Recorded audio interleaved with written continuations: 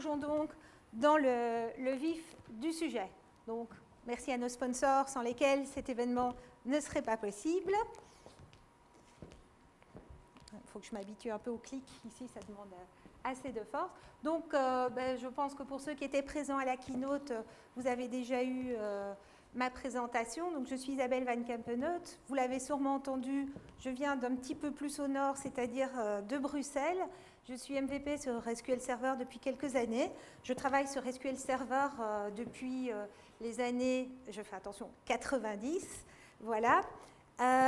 Et puis surtout, je m'occupe également du Virtual Chapter Global francophone qui organise des webcasts, notamment en collaboration avec le GUS. Alors, aujourd'hui, donc, on va parler des SQL Database dans Azure, avec un petit agenda ici pour vous donner une idée du déroulement de la session. Donc, on va évidemment se faire une petite introduction sur le monde Azure, assez rapide. On verra comment on peut démarrer avec les premières databases SQL. On va parler de cette fameuse élasticité, bien entendu. On va regarder ensuite, en fait, cette session se fait avec un angle de DBA. Hein. Donc, on n'est pas du tout, tiens, comment est-ce que je vais développer vers une base Azure, comment est-ce que je vais travailler côté client, etc. Donc, ici, l'idée, c'est vraiment de se mettre dans la peau du DBA, dans le day-to-day, dans les opérations qu'on a l'habitude de faire. Donc, comment est-ce que je monitore et que je tune ce qui se passe sur une database qui est dans Azure?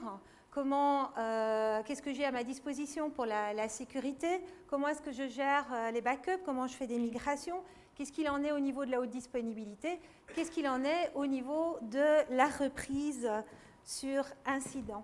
Alors, petite question, parmi vous, qui travaille déjà sur des bases de données Azure? Bien. Donc, vous êtes dans la bonne session, finalement, puisque, voilà. Qui a déjà joué un petit peu avec les bases Azure?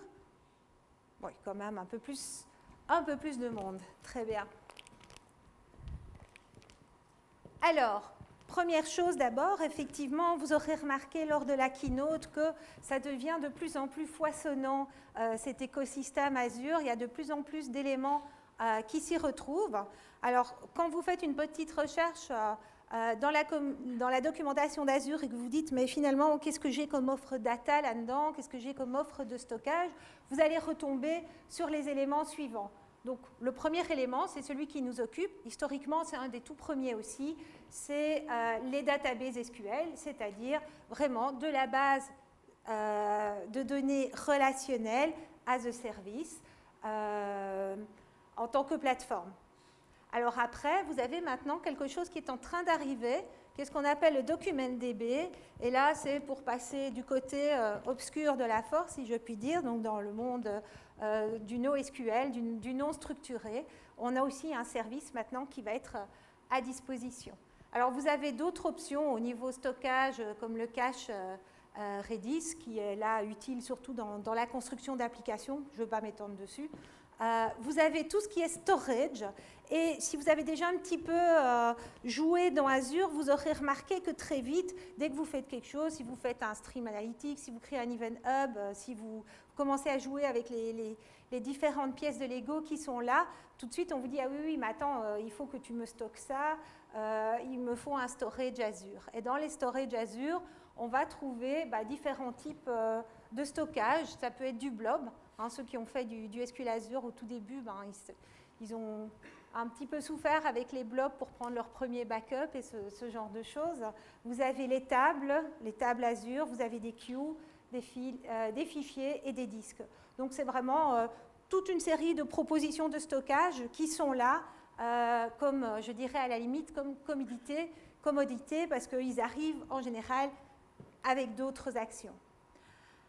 Alors, un gros nouveau venu, c'est le fameux Azure Data Lake. Je ne vais pas vous refaire la keynote et je ne vais pas vous refaire la session. Donc, il y a une session qui est dédiée à ce sujet, qui est animée par Franck Mercier et Romain Casteres.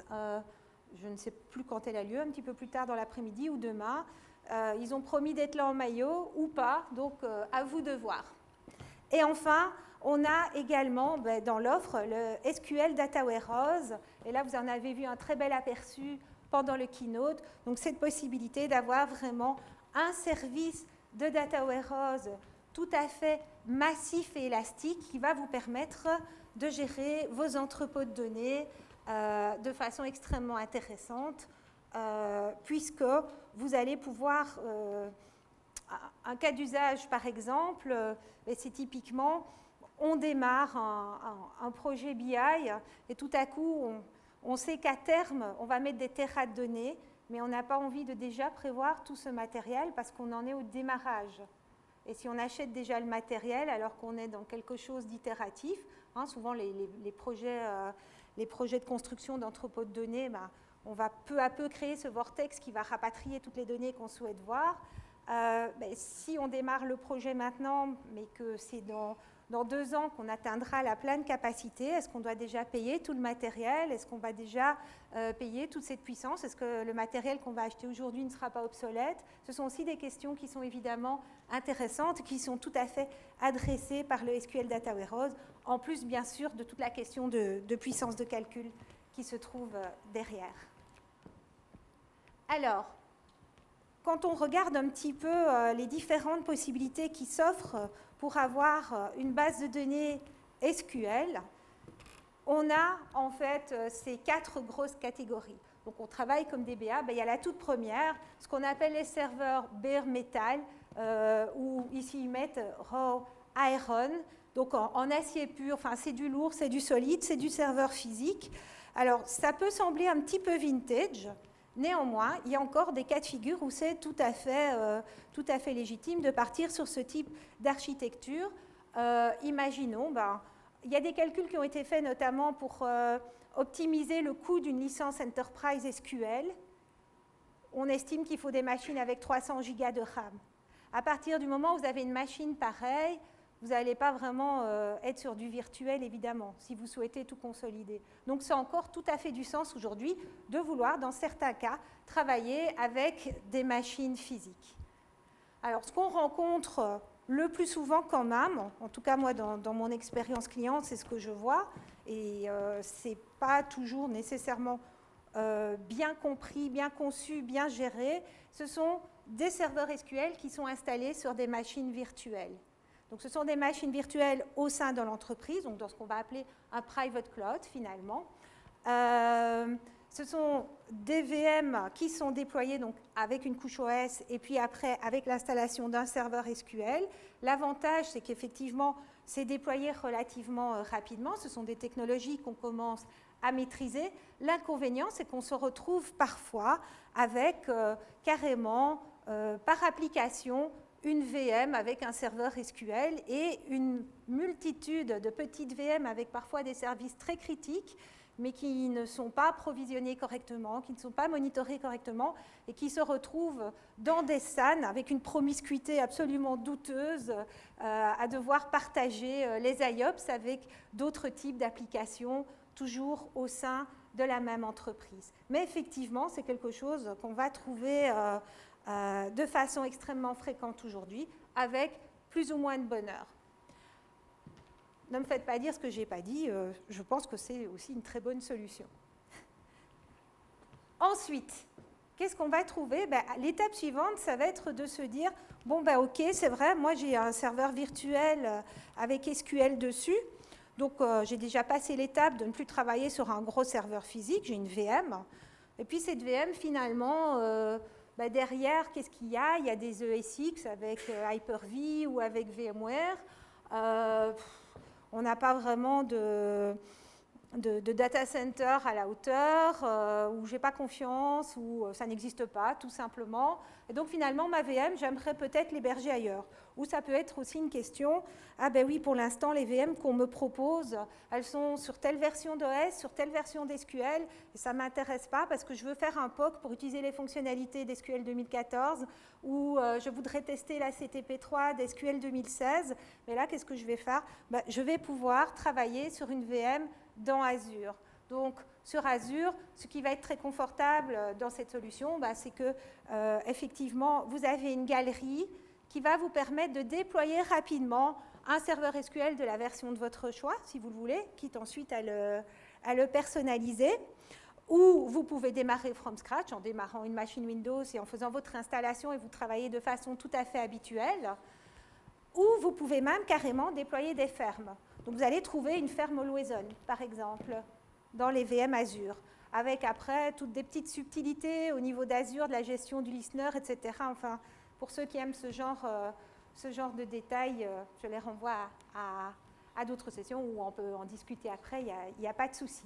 On trouve même dans les templates des fermes SharePoint avec SQL en Always On, 5 machines que vous déployez en quelques clics. Donc ça, c'est l'intérêt des machines, des VM Azure, mais quelque part, on est toujours quand même sur du lourd, c'est-à-dire qu'on a toujours cette couche serveur en dessous.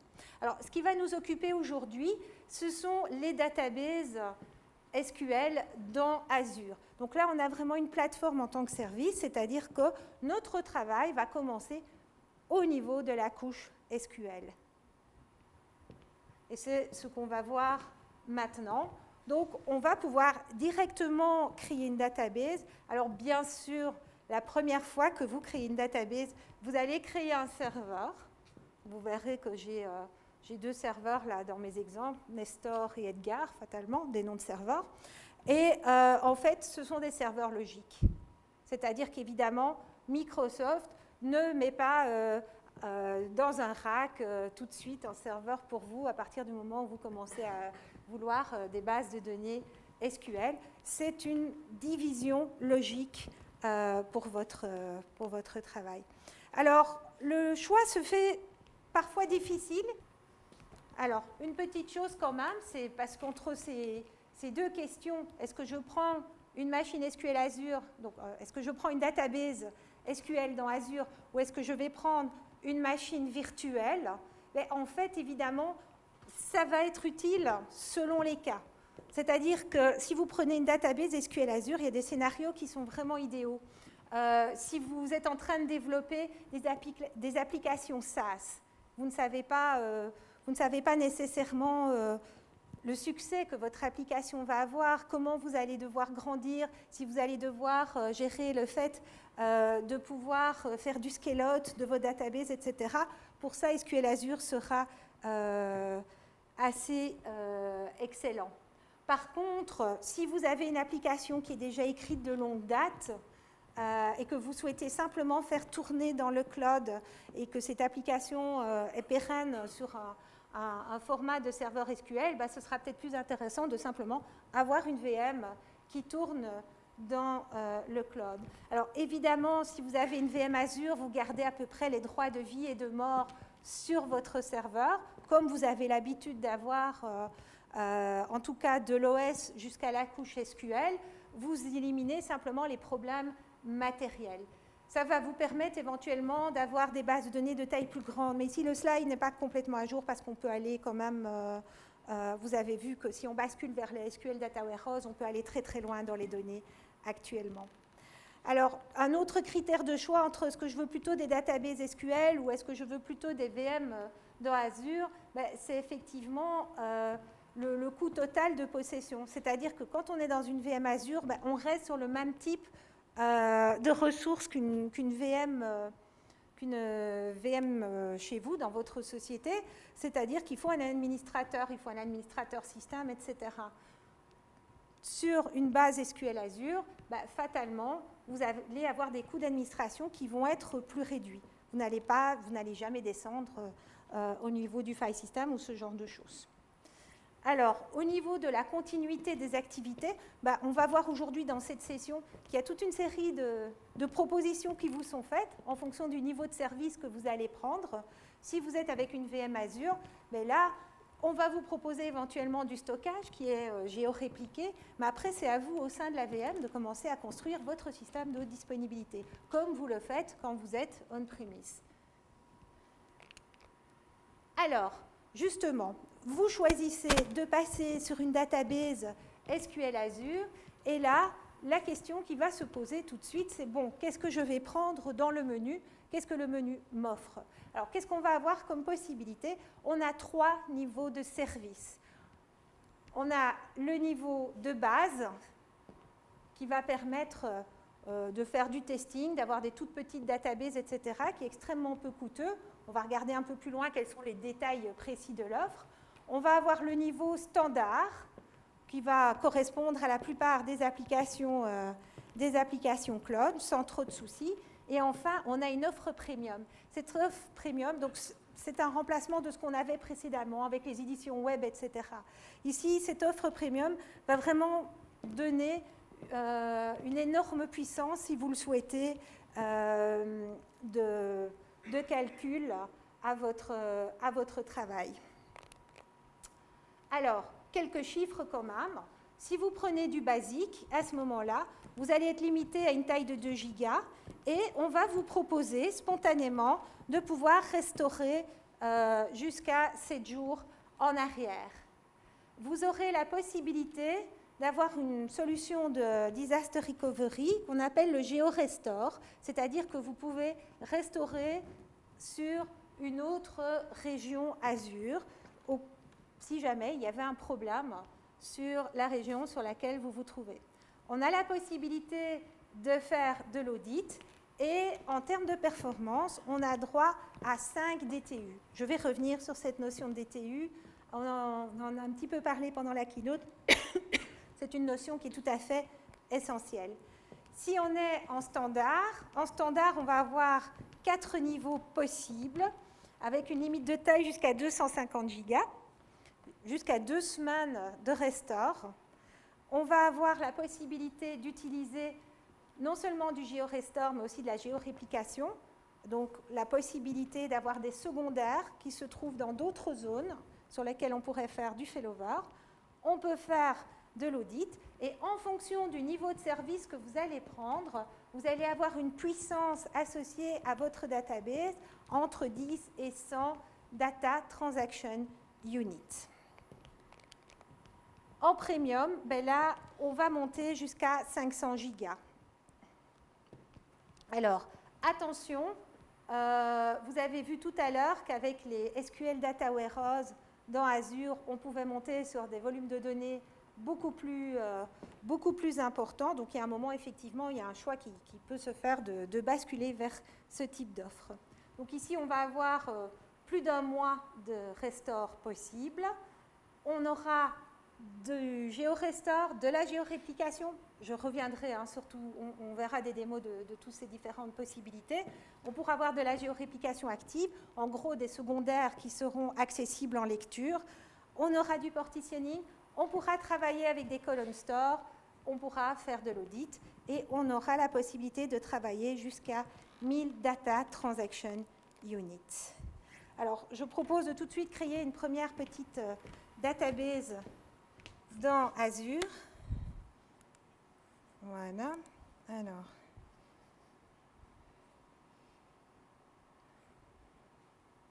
hop. Pour ça, je vais peut-être simplement me mettre sur le portail. Donc là, je suis sur le portail Azure en preview. Si vous n'avez jamais été dans Azure, vous pouvez très facilement aller sur le site. Vous pouvez avoir un abonnement d'essai de $170 de consommation. Il y a déjà moyen d'un petit peu jouer avec ça. Et vous pouvez commencer à travailler sans souci. Alors, ici, dans ce portail, j'ai toutes sortes de tuiles avec mes différents éléments.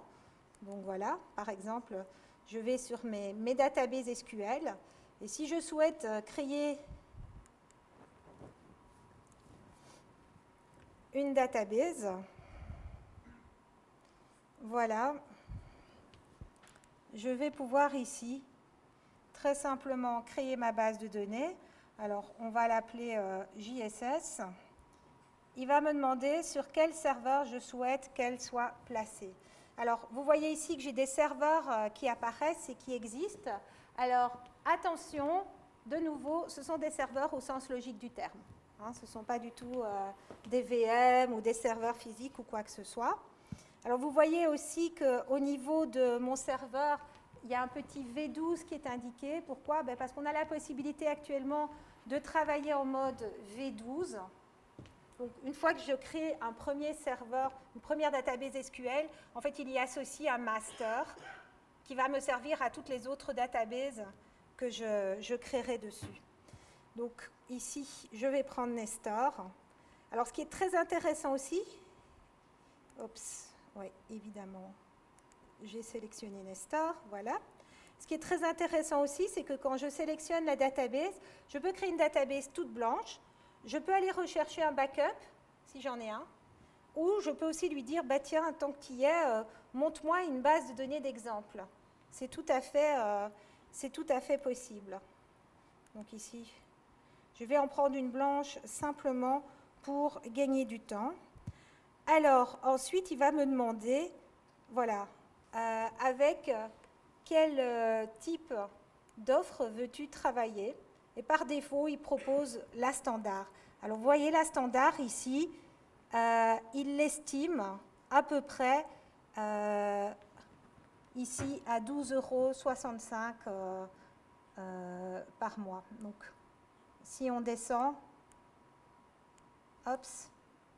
on voit effectivement les différentes propositions. Donc, avec ça, j'ai 10 DTU. Et puis, si je descends encore, j'ai mon offre basique et elle me coûte 4 € par mois. Donc, c'est en consommation estimée. On a des outils qui nous permettent de voir ce qu'on consomme réellement.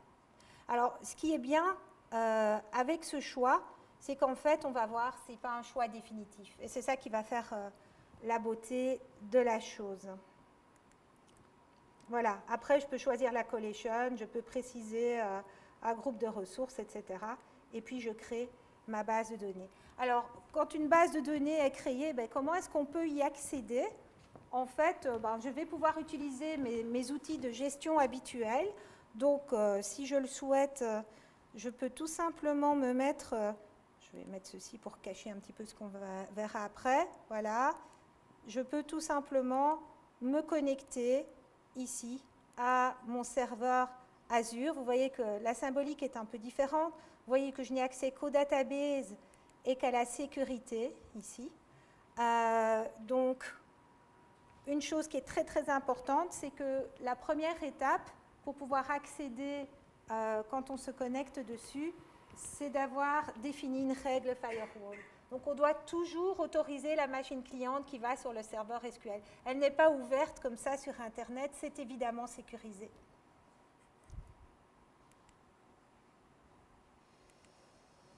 Alors, vous avez vu que quand on pouvait choisir la famille de databases SQL avec lesquelles on voulait travailler, il y avait cette fameuse notion de DTU.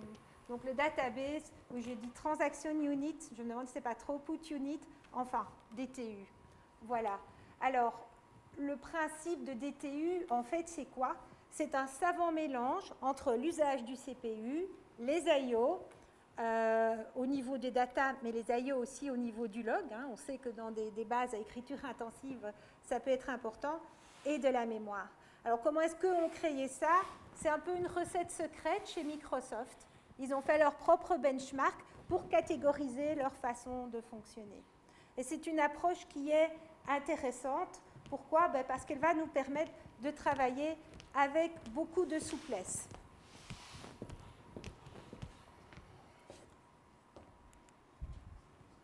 Alors, elle va nous permettre de travailler avec beaucoup de souplesse.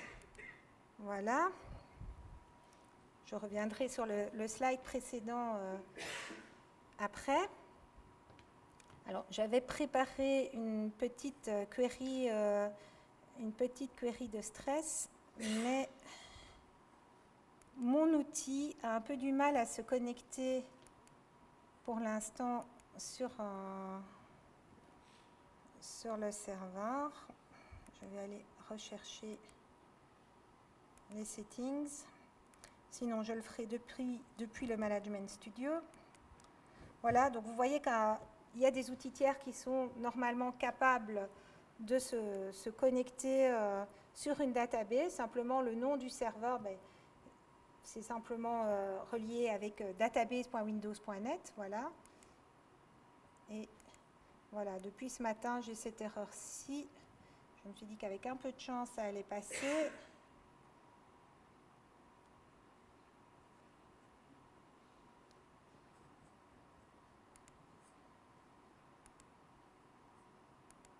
Il n'en veut plus. Donc, ce n'est pas grave, je vais tourner une query au niveau du Management Studio. On a beau préparer les choses avec amour, il y a toujours des effets Murphy qui viennent. Okay.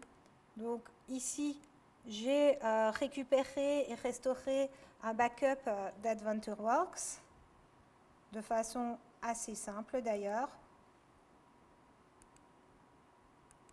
Voilà.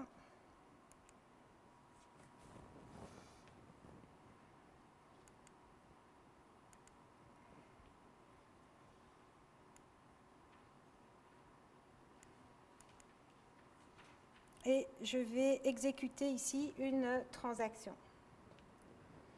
Et donc, vous voyez que cette transaction a pris un certain temps. Et je suis actuellement sur cette base de données-ci. Si je vais regarder dans mes databases, AdventureWorks, sur quel niveau de service je suis en basique. Voilà, donc ça m'a pris 4 secondes. Ce n'est pas une requête qui est très gourmande. Normalement, je la stressais très fort, elle fait des erreurs, etc. Et je peux me dire, ah ben tiens, là ça ne va pas, il faudrait que j'ai un petit peu plus de puissance pour l'exécuter. Et donc, je pourrais dire, bah ok, je vais lui donner un peu plus de puissance et je vais passer temporairement en premium. Voilà. Et donc, vous voyez qu'à ce moment-là, il a une demande qui lui a été fournie, ici, de passer ma database en premium. Alors, je vous laisse penser aux démarches qui vous sont nécessaires quand vous réalisez qu'un de vos serveurs, ou même qu'une de vos VM, parce qu'on pourrait me dire, oui, mais ma VM, moi, je l'augmente comme je veux. On sait bien que ce n'est pas possible. Quand on a besoin d'espace disque dans la vraie vie, comment ça se passe? On doit aller retrouver le gars qui gère le SAN en disant, tu n'aurais pas 200 gigas, et ça ne se donne pas comme ça. Ou alors vous devez introduire une requête de change. Même chose au niveau de vos VM. Si vous demandez de doubler la RAM ou de la tripler, tout dépend en fait de la distance physique à la limite du bureau que vous avez avec le gars qui gère les ESX ou les Hyper-V. Mais ce n'est pas toujours aussi simple. Donc, ça ne va pas être en général dans la minute, ça ne va pas être dans l'heure, et ça peut même être un processus extrêmement long et douloureux. Voilà. Alors ici, donc, il a reçu ma requête. Je ne sais pas si c'est déjà mis à jour. On va le laisser un petit peu tourner. Quand ce sera passé au vert, ce sera bon. Alors, quand vous faites ça, concrètement, qu'est-ce qui se passe? Quand vous faites ça, il y a quand même une petite perte. Il y a quand même une petite perte de temps qui a lieu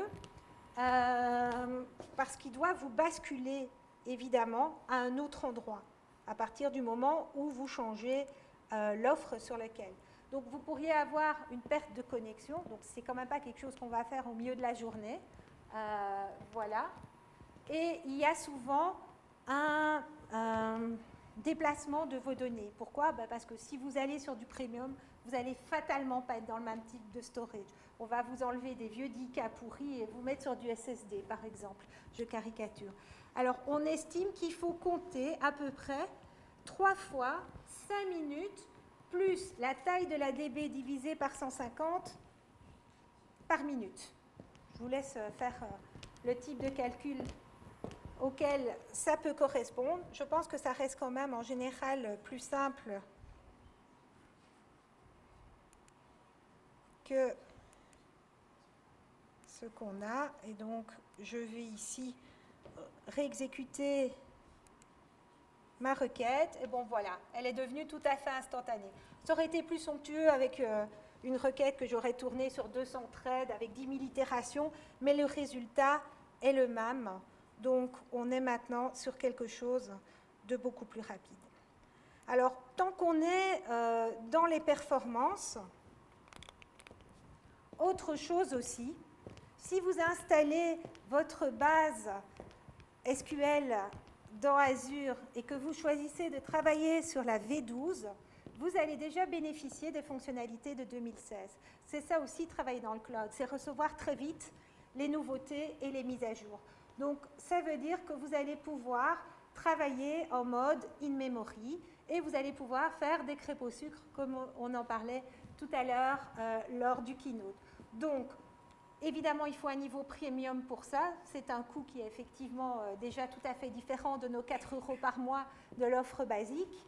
Vous allez pouvoir créer des tables optimisées en mémoire, des types optimisés en mémoire, des procédures compilées, et vous allez pouvoir faire de l'analytique en temps réel.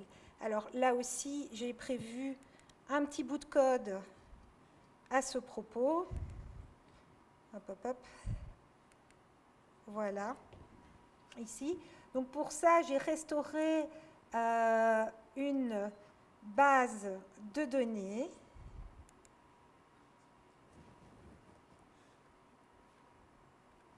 que j'ai peuplée avec des tables qui sont typiquement des tables de type analytique ici. Voilà. Et donc, dans la première query, on va faire un query tout à fait typique, dans lequel on va croiser nos faits et nos dimensions. Normalement, mes statistiques sont correctes. Et donc, je vais exécuter ceci. Voilà.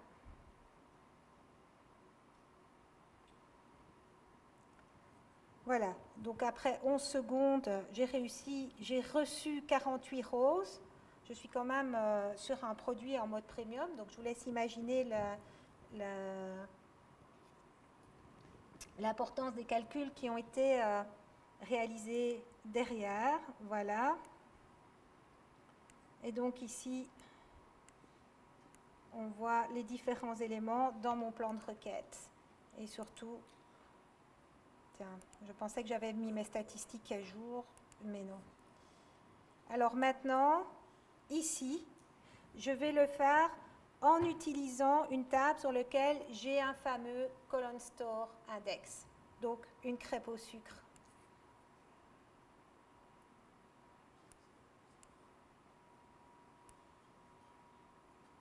Ups. Et voilà. Donc, ça s'est passé de façon beaucoup plus rapide. Donc, ceci juste pour illustrer qu'effectivement, dès à présent, si vous avez envie de jouer à ça, vous pouvez simplement créer une database SQL. Vous n'êtes pas obligé de créer une VM avec le template de la CTP3 d'SQL 2016 et commencer à travailler dessus. Vous pouvez le faire avec ceci. Alors vous allez dire, oui, mais je vais payer une premium.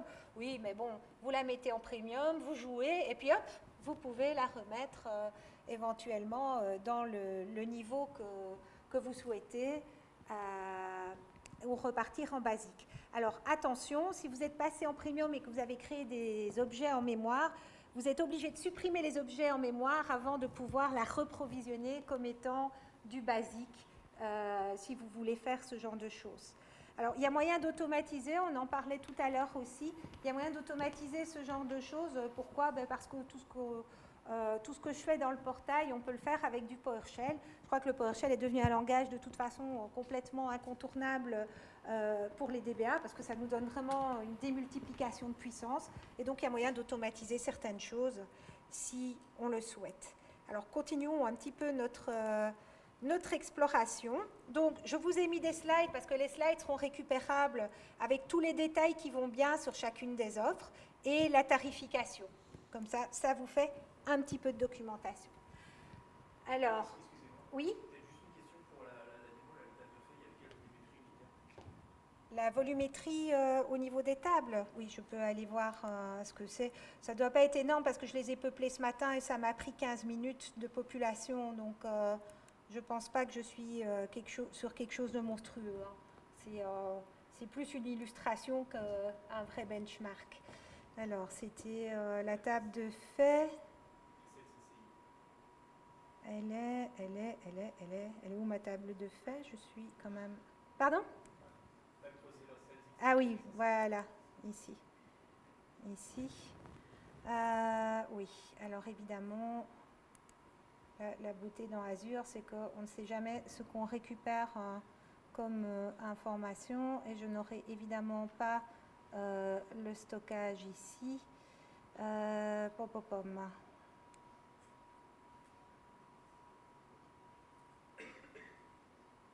Je peux faire tourner un Select on Star dessus, hein, ce sera le plus simple. C'est moche, mais c'est ce qui ira le plus vite. Mais elle n'est pas monstrueuse non plus. J'ai pas envie d'exploser ma carte de crédit quand je fais une démo. Alors, où est-ce que j'ai mis? J'ai en plus un petit problème de... Voilà. C'est hideux de faire ça, on est d'accord, mais bon, elle est censée répondre pas trop lentement. Alors, typiquement, il vaut mieux aller chercher ceci dans 6 partitions, on est bien d'accord. Voilà. Hop. Voilà. Donc vous voyez, il y a 3 millions de records, 3 600 000 records, c'est pas exagéré, mais bon, c'est vrai qu'après, je les récupérais en 1 seconde, avec des tas de calculs autour. Donc, voilà. Alors, l'élasticité, la fameuse élasticité dont on parle, de quoi s'agit-il exactement? En fait, le principe est le suivant, c'est de se dire, pour pouvoir gérer les pics d'activité de nos databases, on est obligé de prévoir et de dimensionner nos databases avec une certaine taille, alors qu'elles ne sont pas tout le temps au maximum. La valeur average peut être très basse et de temps en temps, on doit être capable d'assurer ce maximum. Et donc, en partant de ce principe-là, et pour optimiser finalement les coûts du fait d'avoir des databases dans Azure et de dire, bon, ben voilà, je dois acheter une database à 100 DTU pour arriver à tourner mon job de nuit, et finalement, c'est stupide, je paye ce prix-là, alors qu'elle ne va peut-être pas nécessairement les consommer. On fait finalement un système qui va permettre de faire ce qu'on appelle une économie d'échelle. C'est-à-dire qu'on va créer des pools élastiques de bases de données. Alors, des pools élastiques de bases de données, comment est-ce que ça va fonctionner? Je vais d'abord aller sur ce slide-ci. Le principe va être le suivant. On va pouvoir choisir entre 3 types de pools dans lesquels on va jouer sur de subtils paramètres. C'est-à-dire que on va dire, voilà, moi je peux faire un pool basique dans lequel je mets des bases de données. Elles ne pourront pas aller plus loin que 5 DTU, mais dans ce pool, je vais pouvoir mettre jusqu'à 100 ou 1200 DTU. C'est-à-dire que si j'ai des databases qui consomment moins que ces 5 DTU en maximum, mais je vais pouvoir en mettre beaucoup plus, et donc je vais quand même avoir une compression de coûts. Et ça va être le même calcul pour chacune des familles suivantes. Donc, par exemple, en standard, je pourrais mettre un certain nombre de databases avec un maximum, donc un pic de DTU qui peut être atteint, mais je vais en mettre beaucoup plus et je vais payer moins cher que si je devais créer 20 databases à part, avec certaines qui sont à 100 DTU, ou peut-être toutes, mais pas au même moment à 100 DTU. Et c'est la même chose au niveau de Premium. Alors, l'intérêt aussi de cette élasticité, c'est que ça va permettre également de travailler avec ce qu'on appelle les Elastic Database Tools. C'est-à-dire qu'à partir du moment où vous avez un pool de database, vous avez aussi la possibilité de créer des jobs qui vont attaquer votre pool. Vous avez une librairie cliente qui va vous permettre de travailler de façon transparente en attaquant votre pool. Et là, ça permet de faire un scale-out et de nouveau d'avoir le sharding dont on parlait tout à l'heure au keynote et de pouvoir monter quand vous en avez besoin en puissance. Donc typiquement, vous avez une application de type SaaS et vous ne savez pas très bien à quel moment, quel client va consommer quoi. Il faut pouvoir répondre très rapidement. Parce que si vous dites au client, ah oui, on se rend compte que vous adorez notre logiciel, vous êtes tout le temps dessus, si vous nous laissez 3 mois, on aura mis des nouvelles machines, ça va aller beaucoup mieux. Enfin, si ça tombe, ils seront déjà partis sur un autre produit parce que le client SaaS, il vient vite, il part vite aussi. Fatalement, c'est tellement simple.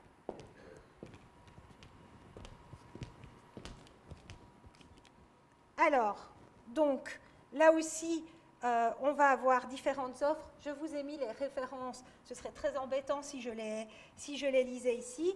Il y a simplement des choses qui sont importantes. Vous voyez, la taille maximum de dB, le maximum, et ici on parle d'élastique, DTU. Donc on a vu qu'il y avait les DTU, on a vu tout à l'heure qu'il y avait les WU, et maintenant il y a les élastiques DTU par database, jusqu'où elle va pouvoir monter, et le nombre maximum de databases par pool. Et le nombre maximum d'élastiques DTU par pool également, qui ne correspond pas à la multiplication des deux lignes au-dessus nécessairement. Alors, comment est-ce que ça se gère, un pool élastique de base de données? De nouveau, c'est dans le portail que ça va se passer. Bien sûr, on pourrait le faire en PowerShell. Donc, je vais aller dans mes ressources.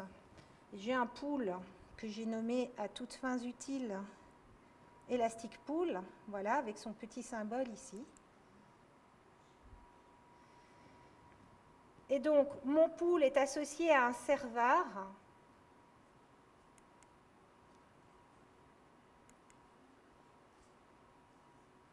Voilà.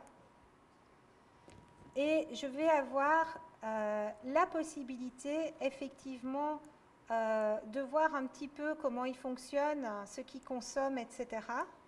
Et je peux jouer ici aussi à changer si je le souhaite. Bon, pour l'instant, je n'ai pas beaucoup d'activité qui est générée malheureusement sur ces databases, mais j'ai vraiment la possibilité de voir ce qui se passe.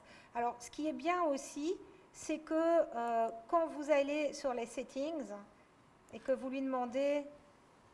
non, ce n'est pas ici que je voulais aller.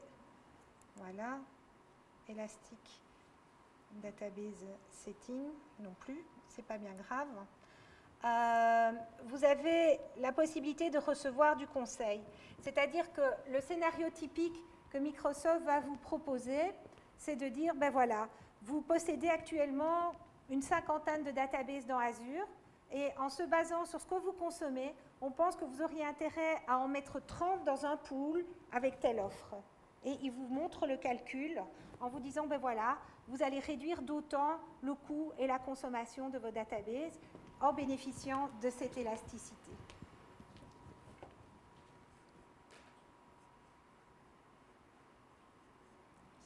Je vais refermer ceci. Mon Dieu, l'heure avance, mais horriblement. On a commencé un petit peu en retard, je pense. Hein. On va continuer. Alors, pour gérer la database, qu'est-ce qu'on va pouvoir utiliser? Ce qu'on utilise déjà, finalement, le Management Studio, avec quand même pas mal de choses qu'il va falloir faire en Transact SQL. On n'a pas nécessairement les mêmes richesses au niveau de l'interface graphique. Le PowerShell, donc il y a toute une série de librairies Azure qui existent, et je vous recommande vraiment fermement de vous y intéresser et d'aller voir les galeries parce qu'il y a plein de choses très très riches qui sont déjà disponibles. Et vous pouvez également utiliser Visual Studio et le SQL Server Data Tools. Alors, quand on crée un project database, c'est quoi ça? D'accord. Quand on crée un project database dans Visual Studio, déjà même au moment du projet, on peut lui dire je crée un projet qui est prévu pour être déployé dans Azure. Et donc au moment où vous ferez le build de ce projet, il vous dira ceci ça va pas, ceci ça va pas, parce que c'est pas compatible avec Azure. Même chose, vous allez pouvoir créer, si vous le souhaitez, les fameux DACPAC ou Backpack pour pouvoir déployer vers Azure ou déployer directement à partir de Visual Studio. Ce n'est pas un souci et ça fait longtemps que ça se passe comme ça. Alors, au niveau du monitoring, avec la V12, on a l'arrivée des Extended Events que vous connaissez probablement depuis 2008. On a toute une série de DMV qui sont à disposition. Et dans le portail Azure, on a la possibilité de configurer des alertes et des événements.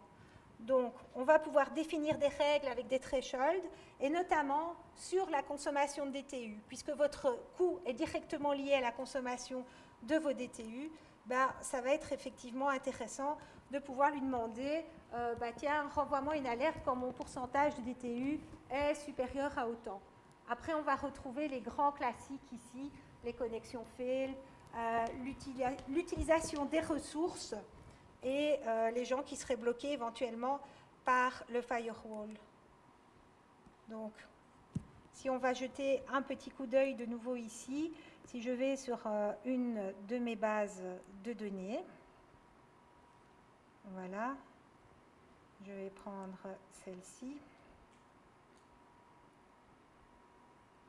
Vous voyez en fait ici à droite que j'ai effectivement la possibilité dans la partie monitoring d'ajouter des alertes.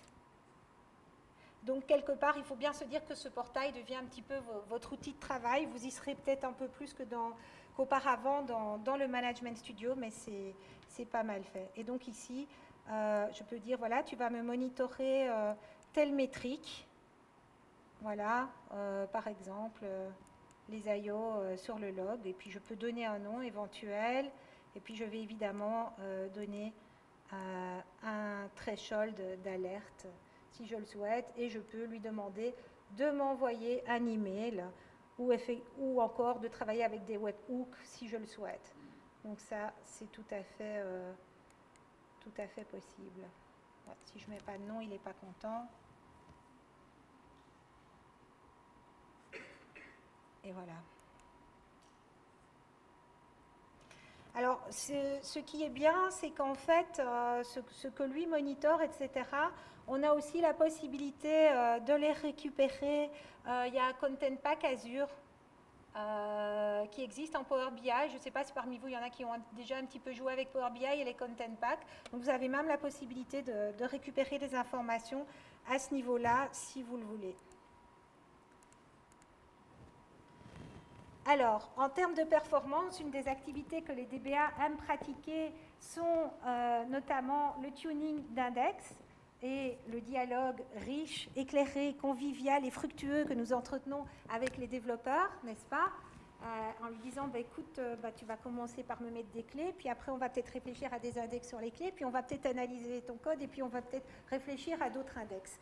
Un de nos outils usuel pour faire ça, c'est les fameux Index Tuning Wizard. On va retrouver la même possibilité. Vous avez vu tout à l'heure, quand j'ai exécuté ma query dans le plan d'exécution, il me disait attention, il manque un index. Donc on a l'habitude de ce genre de recommandations. On va retrouver la même chose au niveau du portail également. Donc il va pouvoir conseiller éventuellement l'usage d'index si on le souhaite dans le portail. Alors je ne sais pas si je vais me mettre ici sur Sample. Voilà. Bah, vous voyez tout à l'heure, là, quand j'ai tourné ma requête. Alors, c'est encore en preview, hein, l'index advisor, pardon. Et voilà. Pour l'instant, il ne me recommande rien parce que j'ai une activité qui est quand même proche de 0 sur cette database.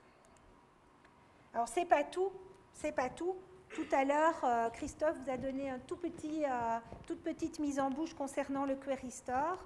Ben, pareil, le Query Store est disponible sur les databases, les SQL Databases dans Azure en V12. On a la possibilité donc de retomber sur le même type d'informations à partir du portail. C'est tout à fait possible et faisable. Alors justement, si on souhaite un petit peu aller voir, puisque le nerf de la guerre finalement, celui sur lequel vous allez vous concentrer, c'est vérifier quelle est la consommation, quelles sont les performances, puisque le coût est directement lié. Et c'est ça que je disais tout à l'heure lors du keynote. Finalement, il y a une grande transparence tout à coup qui s'installe. Ça peut faire mal, mais on voit directement le coût de ce qu'on consomme. Ce qui est un incitant évidemment au tuning et à la performance. Alors, dans nos activités de DBA, on a les tâches des to-do, les backups, les jobs qui tournent, vérification de l'espace des disques, etc., toutes ces choses-là. Et puis, à côté, il y a toute cette partie qui, en général, est la partie, enfin, personnellement, je trouve que c'est la partie la plus chouette, qui consiste à tuner la machine, à faire en sorte que ce soit plus rapide, à travailler autour. Ici, on a encore plus intérêt à le faire. Le coût se verra directement. si on arrive à diminuer les DTU, ben il y a un lien qui est beaucoup moins évident à valoriser actuellement. Il m'est arrivé de faire des audits chez des clients. Je disais, bah, tiens, vous pourriez optimiser ceci, ceci, cela. Ouais, mais tant que tu ne me montres pas que je vais gagner minimum 10 000 € avec ce que tu me proposes, ça me coûte trop cher de le mettre en place. Ici, on a les moyens de le montrer. Dans la vie actuelle, où vous avez vos databases qui sont là, vous n'avez pas nécessairement tout ce reporting à disposition, toute cette chaîne alimentaire traçable, si je puis dire. Alors, où allons-nous pouvoir monitorer ceci? Ben voilà, par exemple, ici, je vais essayer de faire un écran un peu plus grand.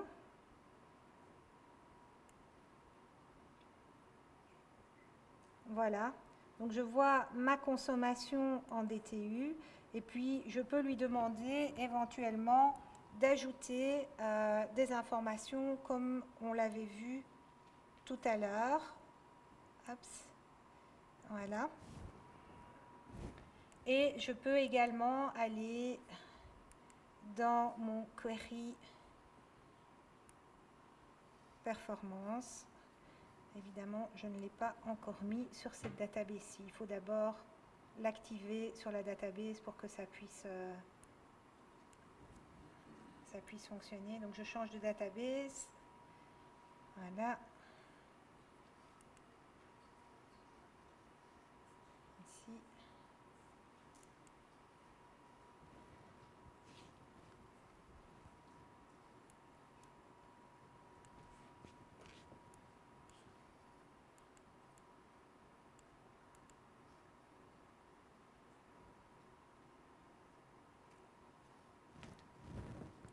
Voilà, donc je vais effectivement avoir la possibilité ici de descendre et d'obtenir de l'information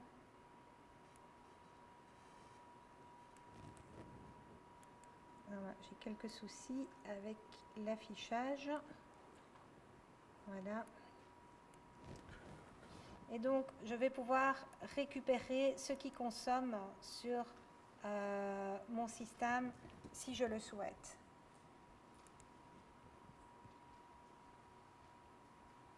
Et voilà, j'ai récupéré le code et donc après, pas de problème, je peux bâtir le wall of, enfin l'équivalent du rapport avec les pires ressources. Et donc, je peux dire très précisément, écoute, Charles-Henri, la query que tu nous as passée dans ta dernière release, elle me consomme très exactement 2 DTU, c'est intolérable, il va falloir remettre ça sur le métier.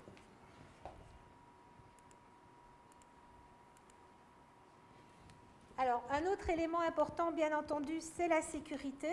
Donc, comment est-ce que ça va fonctionner sur notre base dans Azure? Alors, on a plusieurs couches de protection. On sait bien que dès qu'on parle du cloud, les gens deviennent extrêmement frileux parce qu'ils considèrent, à tort ou à raison, que loin des yeux, loin du cœur, et que donc leurs données sont dans un danger potentiel d'être visualisées quand ils ne le souhaitent pas. Alors, quelles sont les mécaniques qui vont nous aider à garantir cette sécurité? Je ne rentre pas ici du tout dans les débats du fait de je choisis une région aux États-Unis et du coup mes données tombent sous la loi américaine, ce qui fait qu'avec les nouvelles lois antiterroristes, enfin de toute façon en Europe ça devient pareil maintenant aussi. Donc je ne sais pas si une donnée est encore susceptible d'être parfaitement privée de nos jours, mais soit. Si c'est pas l'objet. Donc au niveau des couches de protection, on va avoir au niveau extérieur, le plus extérieur, un monitoring de l'activité. Et donc, on a effectivement des outils d'audit et de détection de traite qui sont présents et qu'on va pouvoir activer. L'audit est disponible, donc tous les events, qui a lu quoi, sur quelle base de données.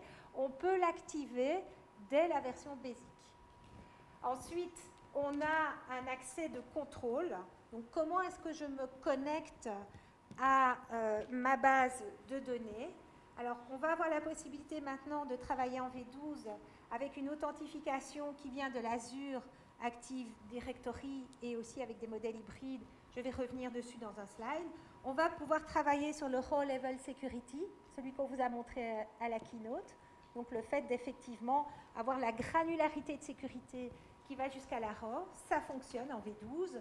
On va pouvoir travailler avec du Dynamic Data Masking, je vais vous montrer ce que c'est. Et enfin, la donnée en tant que telle, l'Always Encrypted est là et le TDE est là également. Donc ce sont tous ces objets. On sait bien que quand on veut sécuriser quelque chose, il s'agit d'une cascade de petites choses à mettre en œuvre, la résistance n'étant que celle du maillon le plus faible. Alors, oui, la première étape, c'est qu'effectivement, dès que vous voulez accéder à votre base Azure, vous devez autoriser l'adresse IP qui va s'y connecter. Je vous donne un exemple. J'ai préparé la session chez moi. Je suis arrivée à l'hôtel hier. J'ai dû autoriser l'adresse client que j'ai reçue de l'hôtel pour continuer à vérifier 2-3 scripts. Je suis arrivée ici dans la salle de conférence. Je me suis connectée à un autre réseau. J'ai dû de nouveau valider dans mon firewall l'IP à partir de laquelle je souhaitais travailler sur ma base de données SQL. Donc ça, c'est déjà la première porte à franchir. Ensuite, au niveau de l'authentification en tant que telle, donc on a plusieurs façons de fonctionner qui sont possibles. Vous avez votre souscription Azure. Alors, soit vous dites, voilà, la personne qui a la souscription Azure devient SQL Server administrateur et elle va pouvoir créer soit des users avec de l'authentification SQL, donc de façon relativement classique. Je crée le user Toto avec le mot de passe lapin, soit créer des databases users qui sont content. Donc, il n'y a pas besoin de créer un login. Il y a juste le user qui est dans la database, comme on fait dans les content databases qui existent déjà depuis 2012, si je ne dis pas d'erreur. Une nouveauté maintenant, c'est qu'on va pouvoir aussi travailler, si on le souhaite, avec les domaines qui sont liés à Azure Active Directory. Et donc là, à ce moment-là, on va mettre un admin qui a un compte Azure Active Directory et lui aura le droit de créer des users SQL, des users contenus, mais il pourra aussi créer des users contenus qui se basent sur une authentification AD et sur des groupes AD, ce qui permet évidemment d'aller plus loin et d'aller plus vers des scénarios hybrides comme ici. Alors, ici, les différences sur la gestion des logins, je ne parle pas de user au niveau de la database, mais des logins en tant que tels entre un serveur SQL classique on-premise et une database SQL. Voilà. En fait, on est obligé de travailler soit à partir du portail Azure, soit à partir de la database master. Donc, on doit, en Transact SQL, se mettre dans master, créer un login et ensuite créer le user pour le login, etc. Donc, il y a toute une série de petites subtiles différences qui sont reprises ici. Alors, dans les éléments de sécurité, je vous ai dit qu'il y avait moyen de placer de l'audit. Donc, on peut voir qui accède les données, qui les modifie les schémas, qui modifie les données, etc. Tous ces éléments sont disponibles. Quand vous activez l'audit, vous allez stocker le résultat, très bizarrement, pas dans une base SQL, vous allez le stocker dans une table Azure, donc dans un storage Azure. Et ensuite, vous pouvez le récupérer, cette information. Par exemple, il y a un rapport Excel qui a déjà été créé pour ça. Je peux vous le montrer ici. Il est downloadable, il travaille avec Power Query. Et l'astuce, en fait, c'est qu'ici, on va simplement donner les informations nécessaires pour qu'il se connecte à votre storage où les informations d'audit ont été mises en place. Les informations d'audit, il faut les activer. Donc de nouveau, ici, je vais retourner dans mes ressources. Je vais aller même dans mes databases plutôt. Je vais sur ma database SQL. Voilà. Et vous voyez que quand je descends ici, j'ai tout un onglet Audit et Threat Détection qui m'a permis de lui demander de générer ce type d'informations.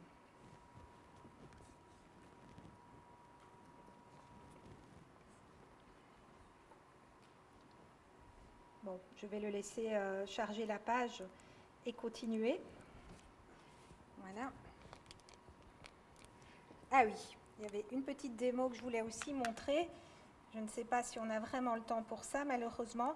C'est qu'on peut gérer le data masking directement à partir d'SQL Azure. Alors, le data masking, c'est quoi? C'est de dire, ben voilà, il y a des données qui ne vont pas être visibles, certaines colonnes dans des tables, par exemple un numéro de carte de crédit ou de sécurité sociale, etc.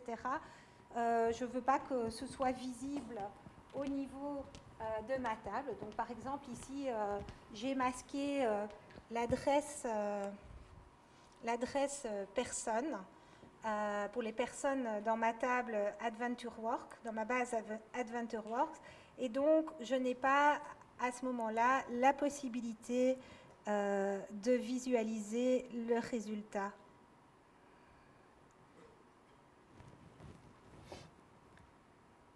Pour ça, il faut que j'ai un user qui n'ait plus les droits suffisants et nécessaires.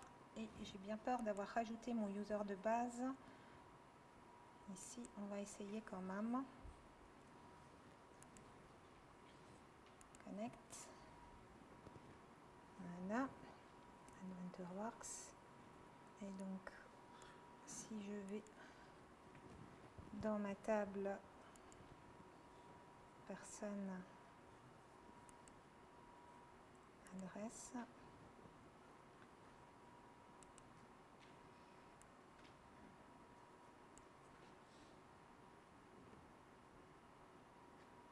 donc ici, je le fais en tant qu'Isabelle et je vois apparaître les adresses. Et si je change la connexion, je pense que je l'ai rajouté dans les DB Honor, malheureusement. Donc, je ne suis pas certaine. Ça ne va pas être masqué pour lui non plus. Il faudrait que je le retire de ce rôle-là.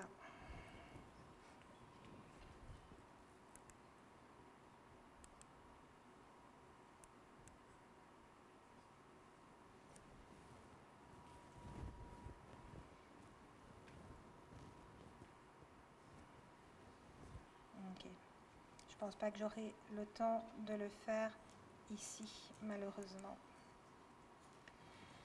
Alors, une question qui est importante aussi, c'est de se dire, ok, mais mes données, elles sont loin, elles sont loin, effectivement, elles sont ailleurs.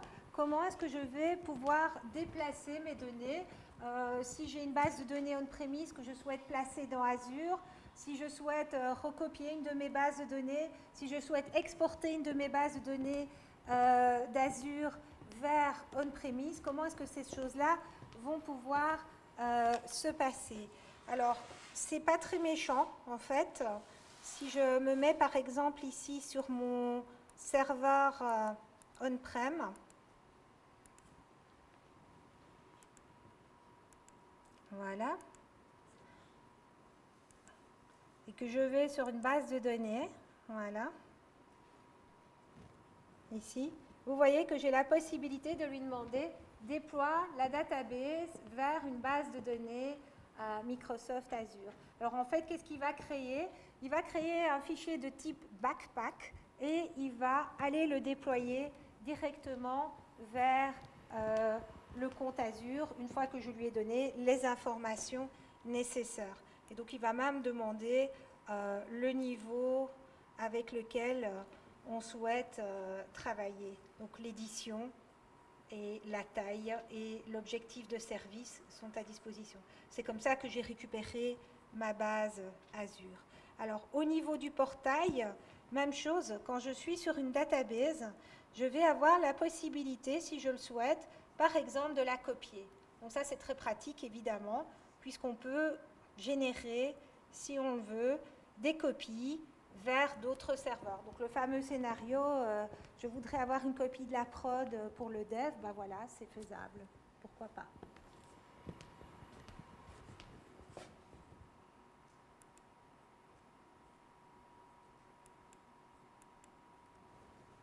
Alors, en ce qui concerne la haute disponibilité et le disaster recovery, évidemment, plus vous payez, mieux c'est. Il n'y a pas de miracle par rapport à ça.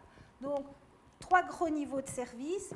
Au niveau du service basique, comme on l'a vu, on aura la possibilité d'avoir un restore point dans la semaine qui précède et on aura la possibilité, si on veut, de faire un géo-restore où on va pouvoir récupérer les données sur une autre zone.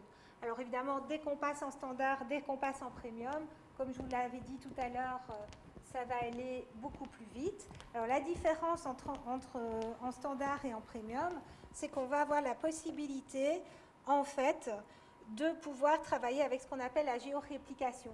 La géoréplication, c'est comme les groupes de disponibilité, c'est le fait d'avoir une base secondaire qui existe à un autre endroit. Alors, on a la géoréplication standard, où la base de données existe ailleurs, mais elle est inaccessible jusqu'au moment où vous décidez de faire un failover, et vous avez la possibilité alors de travailler. Et vous avez la géoréplication active, qui va vous permettre d'avoir jusqu'à 4 réplicas read-only, ce qui vous permet évidemment d'attaquer, si vous le souhaitez, ces réplicas et d'aller beaucoup plus loin dans la robustesse de votre système.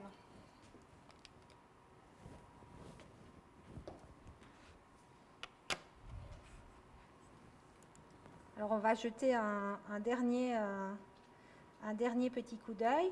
Donc imaginons qu'on veuille faire un restore ici. Donc on va lui préciser vers quel serveur on souhaite restaurer. Et puis on va pouvoir aller choisir une date. Voilà, donc la database ici a été créée samedi. Mais donc je peux récupérer un moment ici pour faire ma récupération. Et ensuite, je n'ai qu'à cliquer et c'est fait, ce qui est quand même relativement simple et ça fonctionne puisqu'ici, j'ai fait un restore de ma database tout à l'heure. Voilà. Donc, qu'il a appelé déploiement. Alors, au niveau de la géoréplication, là aussi, on peut le gérer à partir du portail. Alors, tout ça peut se faire aussi en PowerShell sans trop de soucis. Voilà, la géoréplication, ici. Donc, je reçois une carte qui me montre comment ma base de données est géorépliquée. Alors, au moment où j'ai choisi de faire de la géoréplication, il m'a conseillé une zone. Donc, comme je suis en Europe de l'Ouest, il m'a conseillé de faire une géoréplication vers l'Europe du Nord, ce qui a du sens puisque c'est probablement la zone la plus proche pour que ça puisse fonctionner correctement. Et donc ensuite, ici, vous voyez, j'ai la possibilité, pour l'instant, j'ai Edgar qui est mon primary et j'ai Nestor qui est mon secondary. Voilà, et donc, je vais pouvoir lui dire, écoute, je souhaite que tu fasses un failover ici et il va s'en occuper pour moi en arrière-plan. Donc la requête a été envoyée et après il faut un petit peu patienter.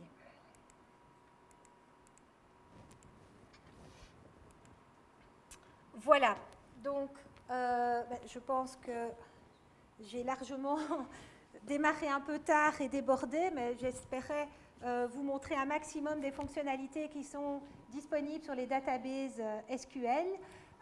Vous voyez bien que le travail de DBA est toujours là, on a toujours des choses à gérer. On va peut-être beaucoup plus se concentrer sur cette notion de consommation de la database et de tuning avec les outils qui sont mis à notre disposition. On va moins se préoccuper de questions de stockage, de questions matérielles, de questions d'administration, de mise à jour, de service pack, etc.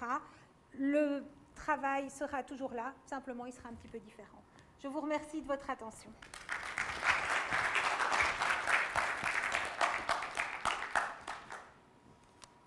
Donc oui, j'ai ajouté des références dans les slides ensuite. Voilà.